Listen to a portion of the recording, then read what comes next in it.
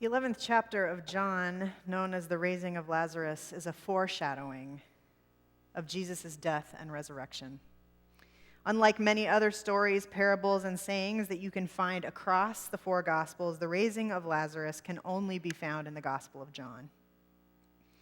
It's my favorite story to preach in the New Testament. Just a warning in case you feel like I'm Theo-Biblio geeking out on you for the next 5 weeks.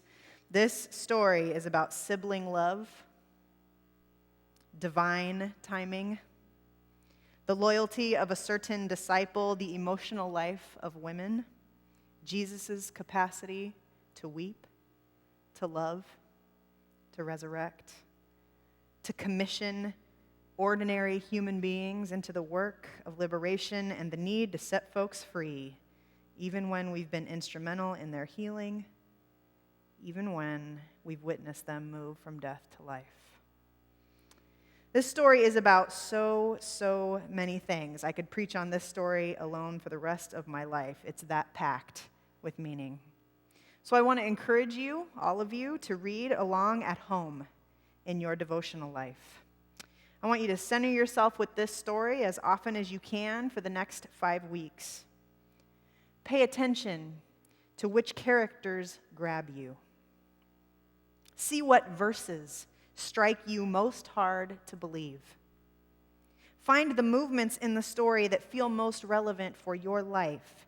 There are spiritual jewels in this text. We're not going to get to all of them in 5 weeks. So please do your homework. Let us pray.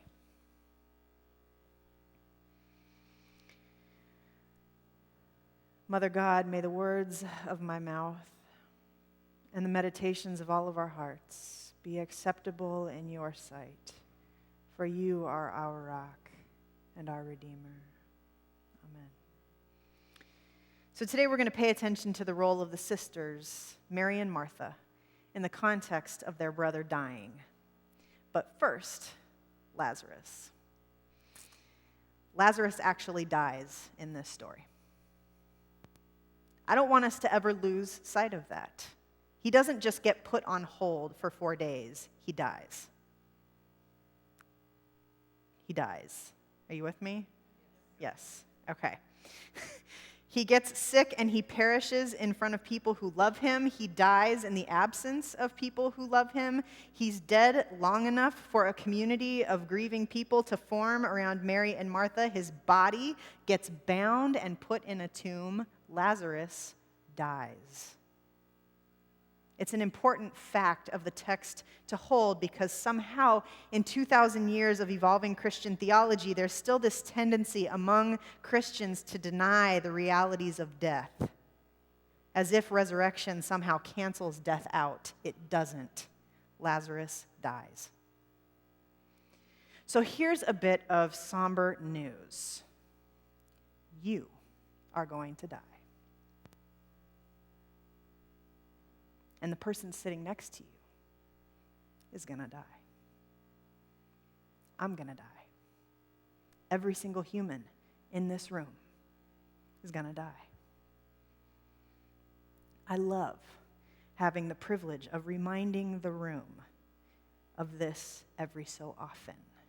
Some of you may have noticed that I do this reminder ritually as a part of my preaching. It's an intentional act of love. I do it on purpose. It's not to scare you. It's not to create a false sense of urgency. I think it's imperative that spiritual people, humans of flesh and blood, are reminded of their mortality often. Because it helps us reorient to the tragic and tender fact of life that we come into being and we pass away like everything else on this earth. When we are reminded that our bodies are transient, that our relationships are impermanent, that our time is limited, we have more consciousness and more permission to make choices rooted in what's important. I want to give you that permission by reminding you sometimes that you're going to die, and that those you love are going to die. Even your enemies are going to die. Given these facts, how then shall we live? Mary and Martha do this beautiful and brilliant thing in verse 3. The text tells us that because their brother was ill, the sisters sent a message to Jesus, "Lord, he whom you love is ill."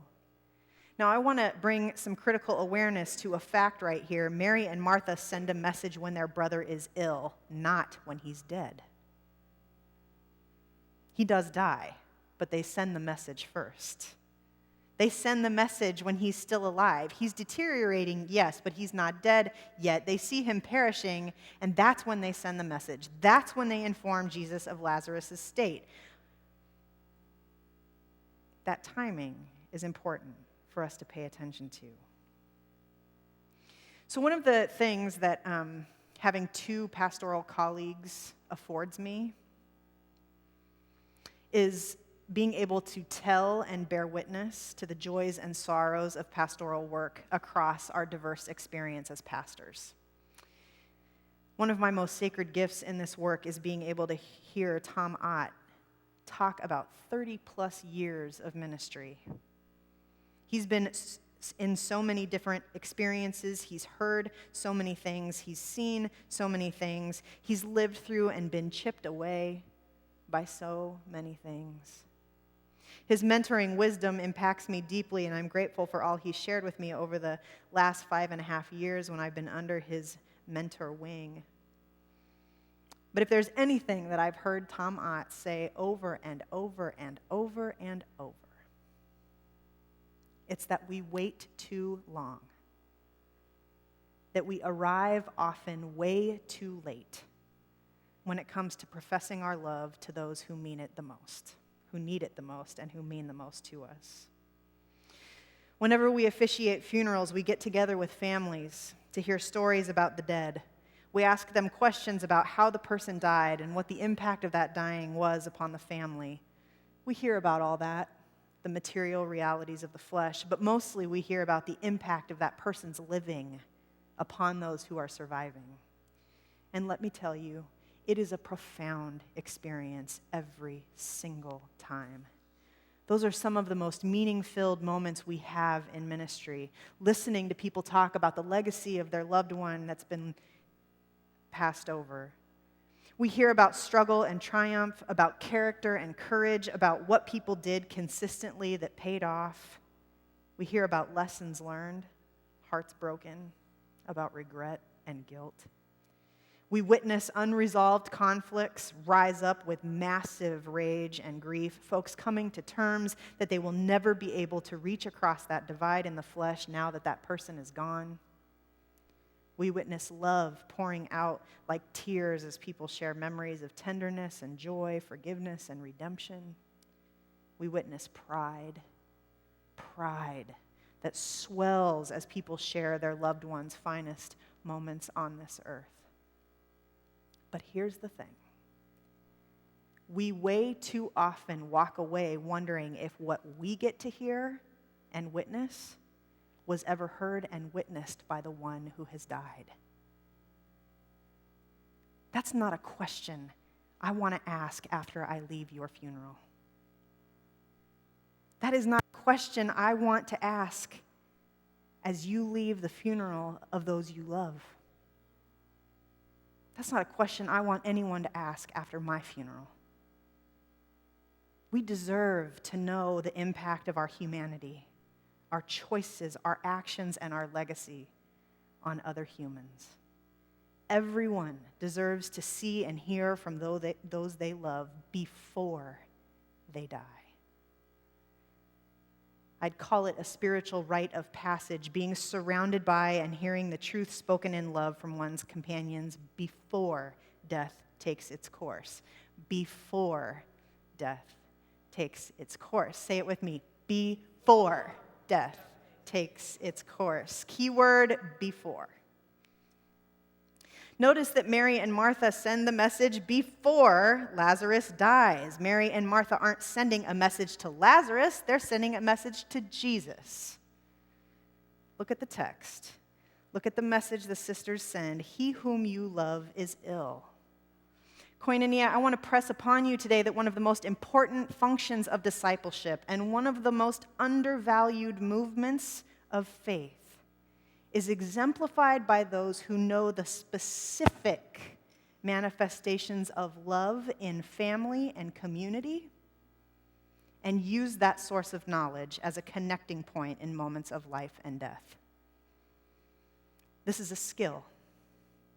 It's about observation and discernment. It's about timing and taking action. Let me be more specific. Mary and Martha are sheroes because they knew about Jesus' love of Lazarus and Lazarus' love of Jesus, and they called upon it before Lazarus died.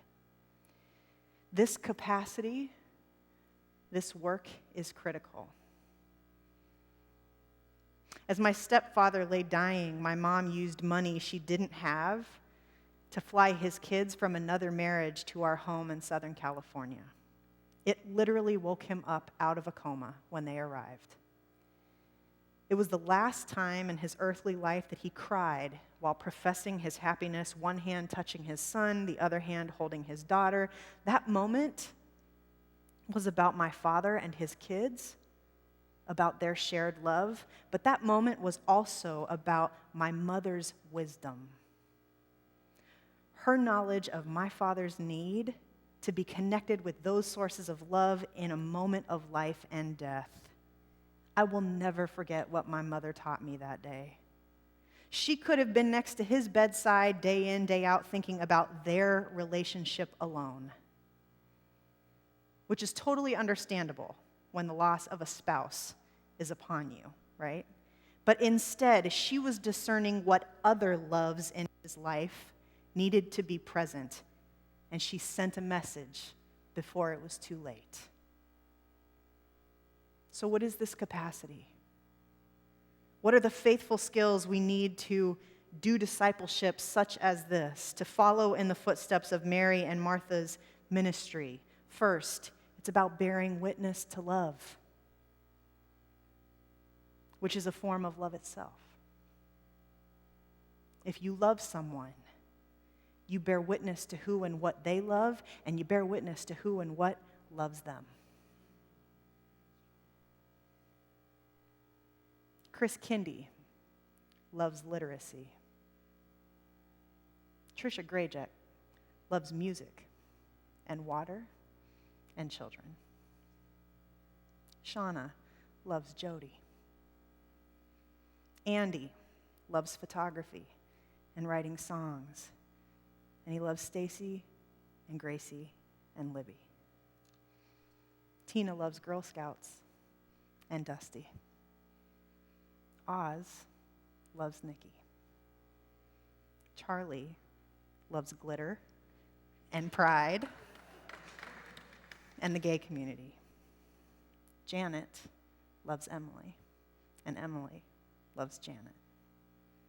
Jamie loves Jesus and justice and really nerdy theology books, and she loves Isaac. Karen loves her granddaughters.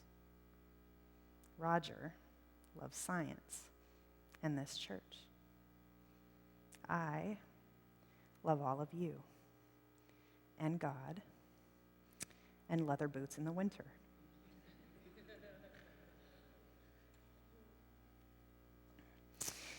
To love is to bear witness to love. It's many faces. It's many places. It's concrete and more subtle intimations. If you love someone, it's not just about you and that someone, it's about all the love that fills their life. Secondly, it's about calling upon that love and galvanizing it in the right moments, but particularly before death. He whom you love is ill. There are two movements in that short little sentence. It's naming love, and it's naming the status of the beloved. It's not just Lazarus is sick, it's you love Lazarus and Lazarus is sick. There's a difference. The second skill of this faithful capacity is about calling upon love at the right time, not just in prayer or on Facebook, out loud, concretely, not when it's convenient, when it's needed. It's about summoning love to draw near, especially when the time is drawing nigh. It's inviting love in and sharing space at the bedside, especially in the face of death. Sending love a message: your presence is needed sooner than later. Reminding love of its responsibility to show up in the flesh with the pace of its own devotion. All too often, we hear about Mary and Martha as the dueling sisters who competed with each other for Jesus' favor. I wish I'd grown up with today's version of Mary and Martha instead. Sheroes. Women who knew what love existed inside and outside of themselves, inside and outside of their family. Women who called upon that love in the right way at the right time. Women who, because of their faithfulness in life, were able to witness the resurrection of the dead. May we walk in those ways, koinonia.